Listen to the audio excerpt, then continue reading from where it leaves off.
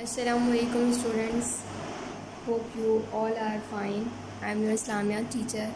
ठीक है, तो हम क्लास 3 के जो है वो इस्लामियात की बुक पढ़ेंगे और उसमें से चैप्टर जो है हमारा सेकंड चैप्टर स्टार्ट करेंगे हम.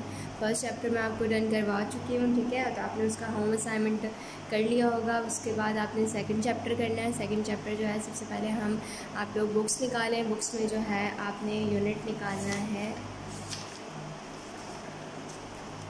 पहले हमने तौहीद किया था. ठीक है, तो तौहीद के बाद अब हम करेंगे कुरान मजीद का तारुफ़. ठीक है, तो हम क्या करेंगे, अब कुरान मजीद का तारुफ़ करेंगे. कुरान मजीद का तारुफ़ है पेज नंबर 10 पे. तो पेज नंबर 10 आप खोल लें. पेज नंबर 10 पर आ जाए. ठीक है, चैप्टर है हमारा कुरान मजीद का तारुफ़. तो कुरान मजीद के बारे में तो आप बच्चों को पता ही होगा कि कुरान मजीद जो है वो हमारी क्या है, किताब है जो अल्लाह ताला ने हमारे लिए भेजी है. ठीक है, तो किस पे नाजिल हुआ ये भी आपको पता होगा. मज़ीद मैं आपको बताऊंगी कि कुरान मजीद का जो तारुफ़ है उसमें हमें क्या बताया गया है इस चैप्टर में. ठीक है बच्चों, तो मेरे साथ रीड करते जाएं. अल्लाह ताला ने इंसानों की हिदायत के लिए अपने बाज़ नबियों पर सहीफ़े और बाज़ नबियों पर किताबें नाजिल फरमाईं. मशहूर आसमानी किताबों के नाम तौरात, ज़बूर, इंजील और कुरान मजीद है. अल्लाह ताला ने जो ये किताबें नाजिल फरमाई हम पर, तो ये किस लिए नाजिल की, हम पे हिदायत के लिए नाजिल की. ठीक है, मतलब कि हम जो है सीधी राह पे चल सकें, हम बुराई की तरफ ना जा सकें, इसलिए अल्लाह ताला ने हमें जो है ये किताबें नाजिल की. और जो है हम इसे पढ़ें, हमें पढ़ना चाहिए इसे हर वक्त. तो मशहूर जो 4 किताबें हैं वो कौन कौन सी हैं. नंबर 1 जो है वो तौरात है, तौरात. नंबर 2 ज़बूर. नंबर 3 इंजील. और नंबर 4 जो है वो है कुरान मजीद. ठीक है, तो तौरात हज़रत मूसा अलैहिस्सलाम पर, ज़बूर हज़रत दाऊद अलैहिस्सलाम पर और इंजील हज़रत ईसा अलैहिस्सलाम पर नाज़िल हुई. तो किस पे जो है वो तौरात नाज़िल हुई. सबसे पहले तो आपको ये याद करना चाहिए कि तौरात जो है वो हज़रत मूसा पर नाज़िल हुई है, ज़बूर जो है वो हज़रत दाऊद पे नाज़िल हुई है और इंजील जो है वो हज़रत ईसा पे नाज़िल हुई है. ठीक है, कितनी किताबें आपने सबसे पहले किताबों के नाम याद करने हैं. किताबों के नाम याद करने के बाद आपने ये याद करना है कि कौन सी किताब किस नबी पर अल्लाह ताला ने नाजिल फरमाई. ठीक है स्टूडेंट्स, तो अब आपने क्या करना है, पहले इनको याद कर लेना है सही तरीके से, क्योंकि 4 किताबें हैं और 4 नबियों के नाम हैं. ठीक, अब आगे है कि इन आसमानी किताबों में आखिरी किताब कुरान मजीद है.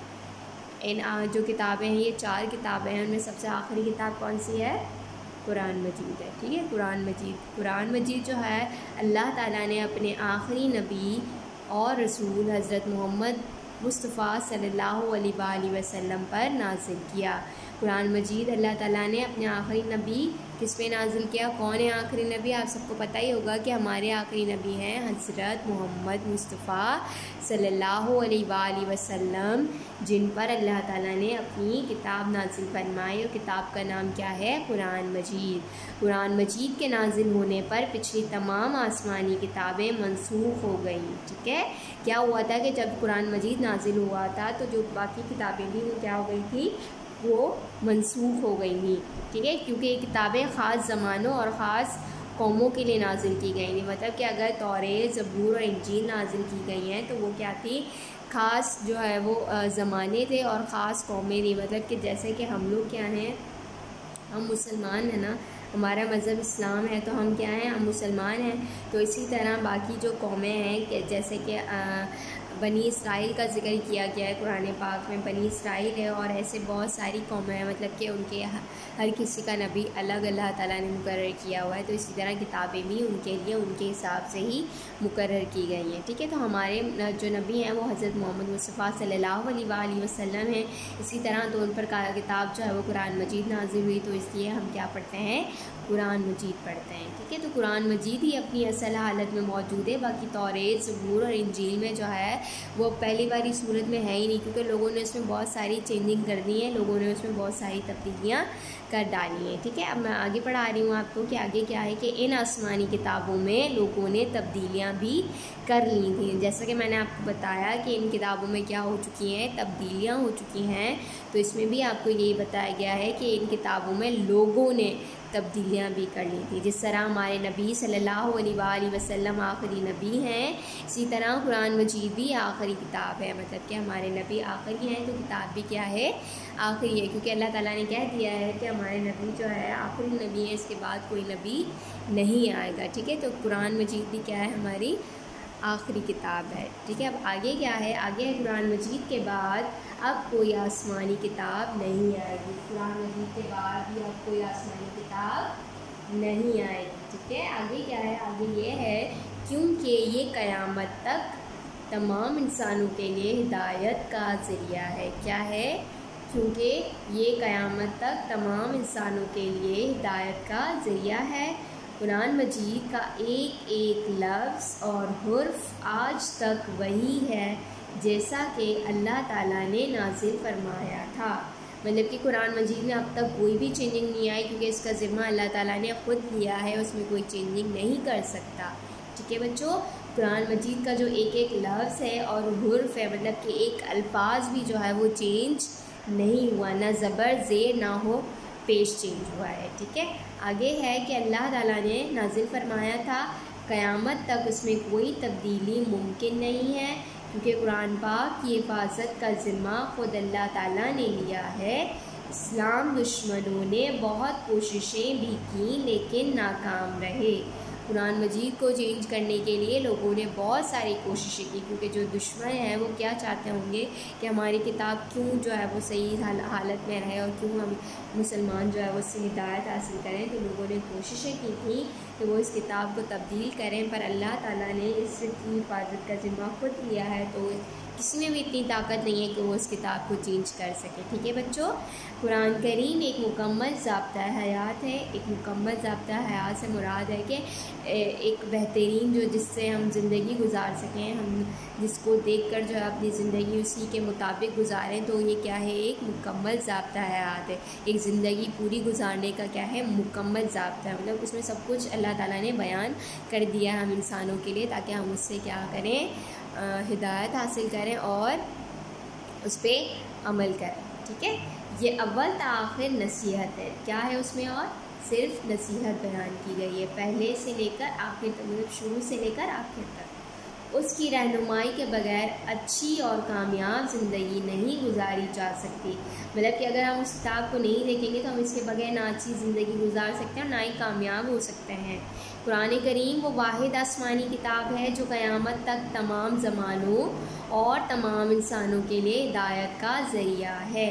कुरान करीम वो वाहिद आसमानी किताब है, ठीक है, जो क़यामत तक क्या है, तमाम ज़मानों, तमाम जो ज़माने के लोग हैं, मतलब तमाम ज़माने, जैसे कि जैसे आप ये ले लें कि जो भी हमारे साथ रहते हैं लोग, उन सब के लिए, उन सब इंसानों के लिए कुरान पाक में हिदायत जो है वो बयान की गई है। तो तमाम इंसानों के लिए वो क्या है, हिदायत का ज़रिया है। अब तिलावत के आदाब भी मैं आपको बता देती हूँ कि हम अगर तिलावत कहीं हो रही होती है या हम कर रहे होते हैं तो हमें किस तरह करना चाहिए या हमें क्या करना चाहिए, उसके आदाब भी हम पढ़ लेते हैं। पर आपको ये आदाब याद करने होंगे ताकि आपको जो है वो तिलावत करते वक्त मुश्किल ना हो, आपको उन आदाब से जो है वो सवाब मिल सके। ठीक है,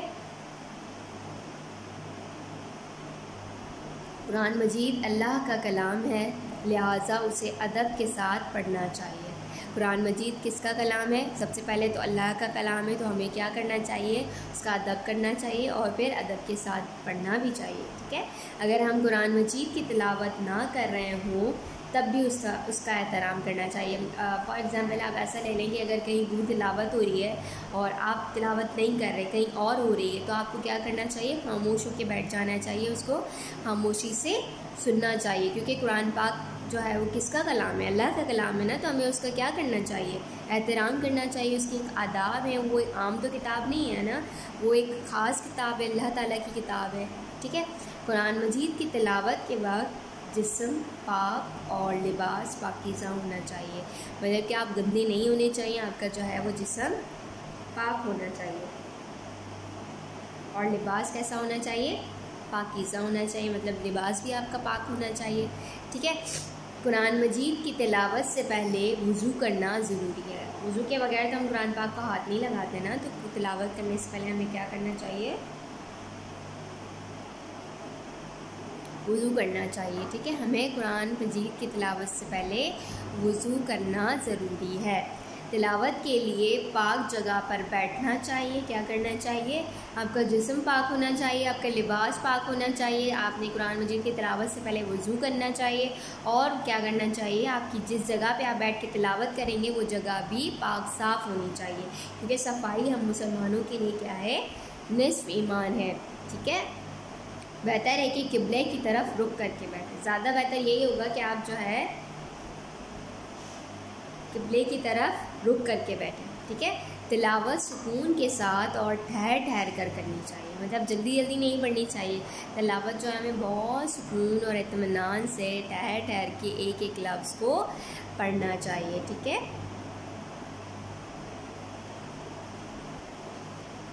बिला ज़रूरत ज़्यादा ऊंची आवाज़ में तिलावत करना मुनासिब नहीं है। मतलब कि बिला वजह हम चीख चीख के पढ़ रहे हों तो इस तरह नहीं करना चाहिए।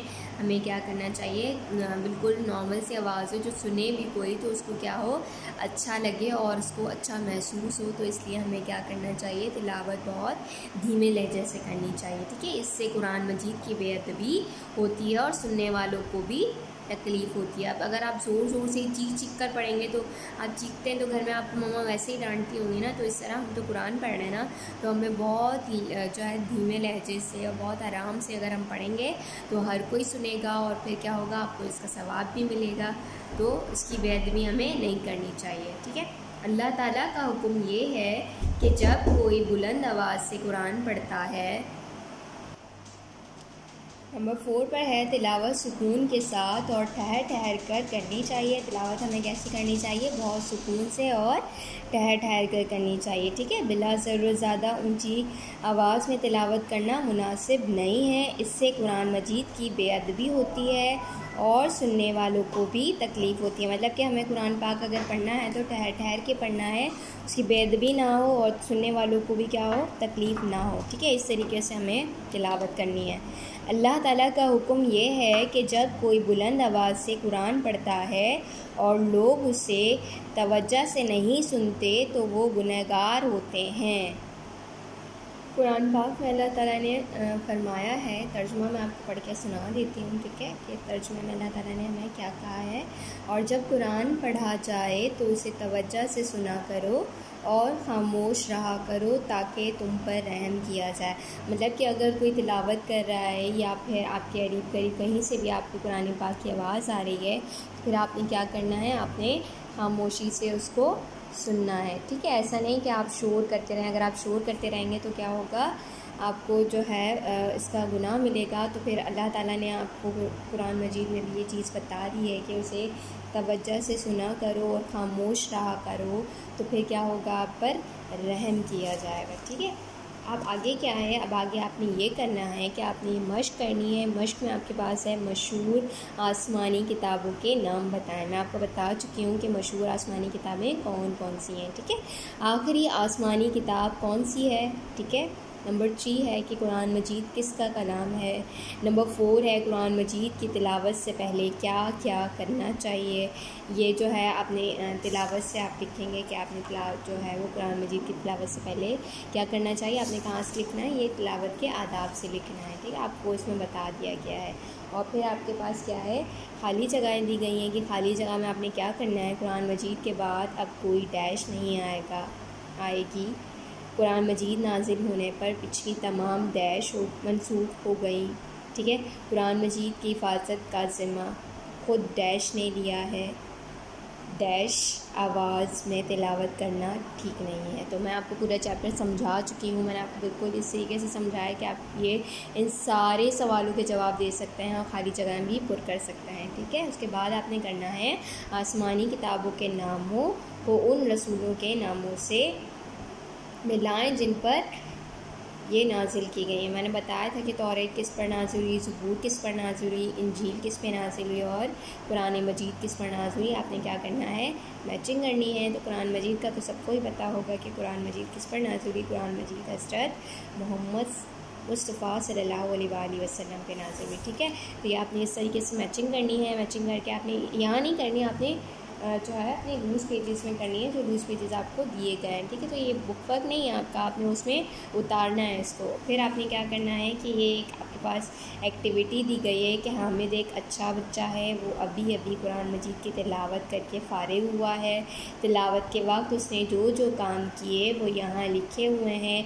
आप उन बातों के सामने दुरुस्त का निशान लगाएं जो तिलावत के आदाब के मुताबिक हैं, और जो तिलावत के आदाब के ख़िलाफ़ हैं उनके सामने गलत का निशान लगाएं। ठीक है। अब हामिद ने सबसे पहले वज़ू किया, यही किया होगा ना, तो तिलावत करने जा रहे हैं, तिलावत से पहले हमें क्या करना चाहिए, वज़ू करना चाहिए, तो इस पर क्या होगा, करेक्ट होगा।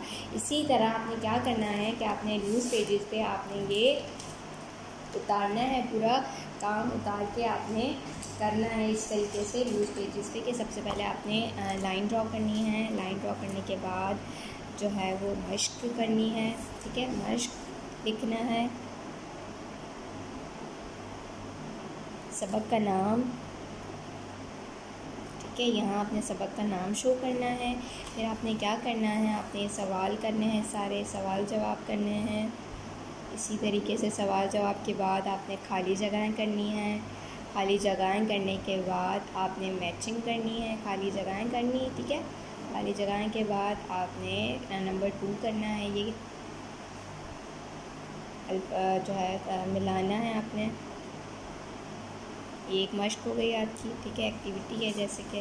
उसके बाद लास्ट में आपने ये सही गलत करना है कि क्या सही है और क्या गलत है। सारा अपने काम न्यूज़ पेजेस पे करना है। ठीक है, अपना बहुत सारा ख्याल रखें। Stay home, stay happy and stay healthy. Allah हाफ़िज़।